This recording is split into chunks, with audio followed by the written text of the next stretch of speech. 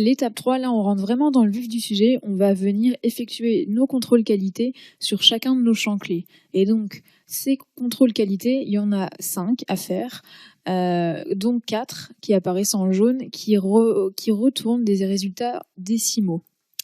Alors, on va les balayer un par un ensemble. On va plutôt balayer la théorie sur cette vidéo et un peu plus loin dans les vidéos de mise en pratique, vous aurez des exemples concrets avec des formules de calcul, etc. etc. Donc, le premier, c'est la pertinence. Ma donnée, elle est pertinente si elle est utile à l'information que je veux produire. Par exemple, donc être utile, ça veut dire qu'il existe vraiment une corrélation entre la donnée clé et l'information, le phénomène qu'on étudie, l'information qu'on veut produire. Par exemple, je sais pas, si j'étudie l'évolution de mes ventes tout court, le type de client, qu'il soit particulier ou professionnel, c'est une donnée pertinente parce qu'il y a une corrélation entre l'évolution des ventes et le type de client. Par contre, la température qu'il faisait ce jour-là, etc., le nom du caissier ou je ne sais quoi, c'est un peu moins pertinent.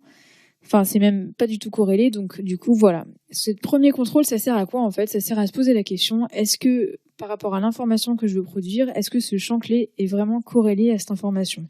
Si c'est pas le cas, vous pouvez tout arrêter et revoir la définition du calcul de votre information parce que ce champ clé, si vous le retrouvez dans les champs dont dépend votre calcul d'évaluation de la qualité de votre information, c'est vraiment qu'il y a un problème. Donc voilà, la pertinence, généralement, on passe vite dessus puisque par définition, le champ clé dont dépend l'information est directement corrélé à cette information, mais ça vaut le coup quand même de se poser la question.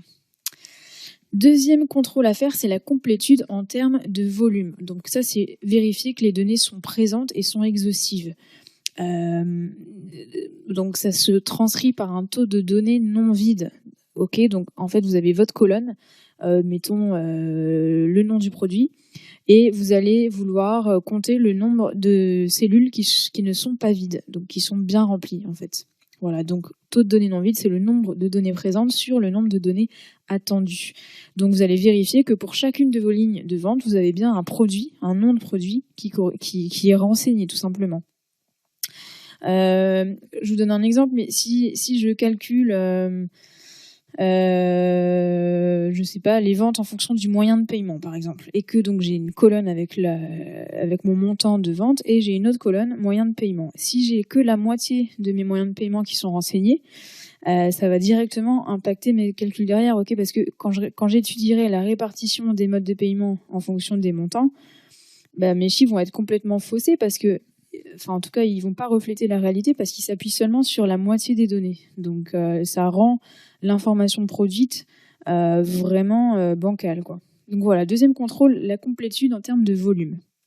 Troisième contrôle, la complétude en termes de couverture. Est-ce que les données couvrent l'ensemble du périmètre étudié? Ok, donc ça, si on le peut, on peut aussi évaluer cet indicateur de manière plus heuristique en fait, mais l'important c'est de se poser la question.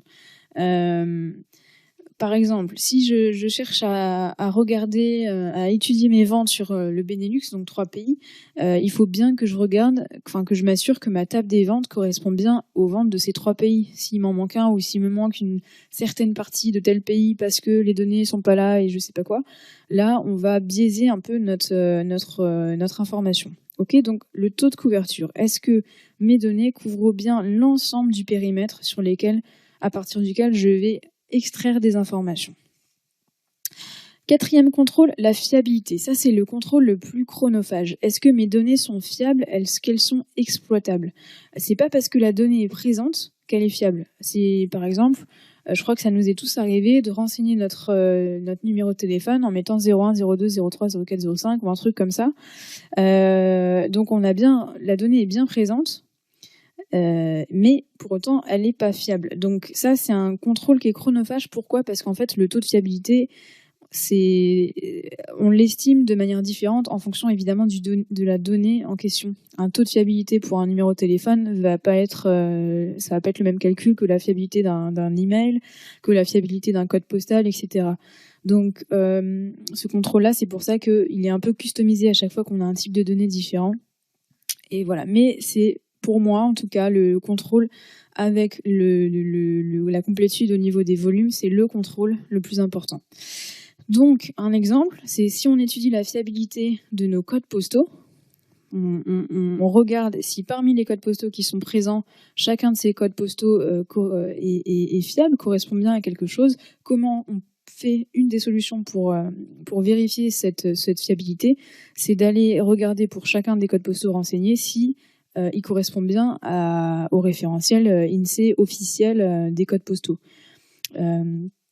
Par exemple, le code postal 99 999, je suis pas sûre qu'il soit dans le référentiel de l'INSEE. Voilà, donc le taux de fiabilité de mes codes postaux, ça va être le nombre de codes postaux qui sont cohérents, donc qui apparaissent dans le référentiel de l'INSEE, divisé par le nombre total de codes postaux que les utilisateurs ont renseignés.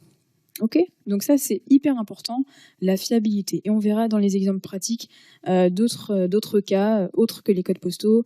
On verra les téléphones, on verra d'autres petites choses. 5e contrôle, la qualité des relations. Donc ça c'est évidemment un contrôle qu'on effectue seulement si vous avez plusieurs tables qui sont reliées entre elles via un modèle relationnel. Ok, si vous avez qu'une seule table, la question ne se pose pas forcément. Donc voilà. Alors, ces relations, c'est important qu'elles fonctionnent bien et qu'elles soient bien définies et bien prévues. Donc, il faut simplement s'assurer que des deux côtés, le lien fonctionne. Donc, par exemple, si j'ai une table des ventes avec un certain nombre de lignes de vente qui ont aussi une colonne client, et que à côté de ça, j'ai une table client qui, pour chacun de mes clients, recense les caractéristiques de mes clients, comme leur âge ou autre chose, leur code postal, leur téléphone, etc. Calculer le taux de croisement pour évaluer la qualité de cette relation, justement, pour m'assurer que pour chacune de mes lignes de vente, j'ai bien un client ID qui est connu dans ma base des clients, on va calculer un taux de croisement. Donc, on va calculer le nombre de lignes de ma table des ventes qui correspondent à un client qui est connu dans ma base des clients. Ok, donc ça correspond à le nombre de lignes de vente. Bon, là j'ai pris l'exemple de la vente de tarte aux myrtilles parce que je sais pas, je devais avoir un peu faim. Donc le nombre de ventes de tarte aux myrtilles qui correspond à un client qui est connu dans ma base client divisé par mon nombre total de ventes. Ok, donc les taux de croisement c'est aussi quelque chose d'important et même chose, sans faire ce calcul, on a du mal à se rendre compte de la fiabilité d'une relation. Il n'y a qu'en faisant vraiment ce calcul qu'on peut le dénombrer, surtout qu'on a souvent des tables qui sont quand même très très volumineuses, et donc c'est pas quelque chose qui peut se faire à la main. Ok. À la fin de ces 5 contrôles, enfin en tout cas pendant, n'oubliez pas de formaliser vos résultats. Donc vous faites un petit tableau quelque part et vous notez tout ça, ou alors petite aide, vous pouvez aussi vous aider du template que j'ai mis dans les sources de cette petite formation. Et donc, dans l'onglet Données clés, donc vous retrouvez chacun de vos champs clés, vous retrouvez dans la partie contrôle les 4 contrôles qui renvoient des valeurs décimales. Je vous rappelle que le premier contrôle, la pertinence, il est en gros déterminant. Si la pertinence n'est pas là, ça sert à rien d'aller plus loin dans les contrôles. C'est pour ça qu'il ne figure pas dans ce tableau. Et donc pour chacun de ces 4 contrôles, vous allez ici noter votre taux, donc le taux de non-vie, le taux de couverture, etc., etc. Et vous voyez que le score ici se calcule en fonction de la pondération des critères qu'on a effectués juste avant, d'accord ? Et ce score, donc c'est un score qui est relatif aux champs clés. Lorsqu'on a fini d'évaluer la qualité de chacun de nos champs clés qui correspondent à une information, on retrouve dans le tableau de bord la moyenne, enfin le score qui correspond aux différents indicateurs qualité qu'on a calculés pour chacun de nos champs. Ok ? Et donc c'est une moyenne. C'est le minimum. C'est le minimum par exemple pour ma somme des ventes, ici j'ai 4 champs clés. Je renseigne les valeurs de mes contrôles. Je calcule un score pour chacun de mes champs clés, donc un score qualité pour chacun de mes champs clés. Et la valeur de mon score au niveau de mon information, ce sera le minimum des scores qualité individuels de mes champs clés. D'accord ? Voilà, donc ça, c'est pour résumer vous retrouvez ici les 5 contrôles à effectuer avec leurs métriques, leurs mesures, donc le degré de corrélation pour la pertinence qui est en gros vert, orange ou rouge. Si c'est orange ou rouge, attention, stoppez un peu votre réflexion et revenez à la définition de votre information. La complétude en termes de volume, donc on va calculer le pourcentage pour un champ clé, le pourcentage de données qui sont présentes. La complétude en termes de couverture, on va s'assurer que les données couvrent bien l'ensemble du périmètre sur lesquels on s'appuie pour extraire nos informations. La fiabilité du champ, donc ça c'est un calcul qui est différent selon les types de données auxquels on est confronté, et en tout cas on calculera un taux de fiabilité, pardon. Et dernière chose, la qualité des relations du modèle relationnel, où là on va vérifier que notre modèle relationnel est robuste et que les croisements entre les tables sont bien effectifs. Donc voilà, ça c'est évidemment l'étape clé dans tout le process, hein. C'est assez chronophage. Faites-le peut-être, commencez par le faire pour une information, regardez combien de temps ça vous prend, et ça permettra peut-être de reprioriser vos informations. Gardez en tête que les 2 indicateurs les plus importants, c'est la complétude en termes de volume et la fiabilité. La fiabilité, c'est le calcul qui prend le plus de temps parce qu'il n'est pas automatisable. Autant la complétude en termes de volume, quand on l'a fait pour une colonne, il suffit de changer un paramètre de la formule et on le fait pour toutes les colonnes. Voilà, c'est vraiment très très rapide. Par contre, la fiabilité, c'est pas automatisable aussi facilement, surtout quand on part d'une feuille blanche, parce que la fiabilité d'un code postal, ça va pas être le même calcul que la fiabilité d'une date, que la fiabilité d'un email, etc.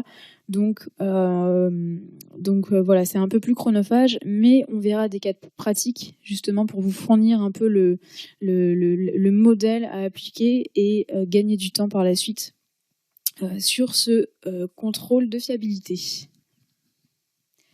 Voilà, juste après qu'on a effectué ces 5 contrôles, on va donc avoir disponible notre score qualité au niveau des informations qu'on va pouvoir analyser. Ça, c'est la suite du process. Donc voilà, suite du process et suite de cette formation, on va analyser ce score qualité pour chacune de nos informations, éventuellement définir des actions préventives ou correctives par rapport à cette analyse. Et puis, pour les vidéos qui restent, vous retrouverez des exemples de mise en pratique de ces 5 contrôles qualité pour vous permettre de vous confronter au concret avec moi.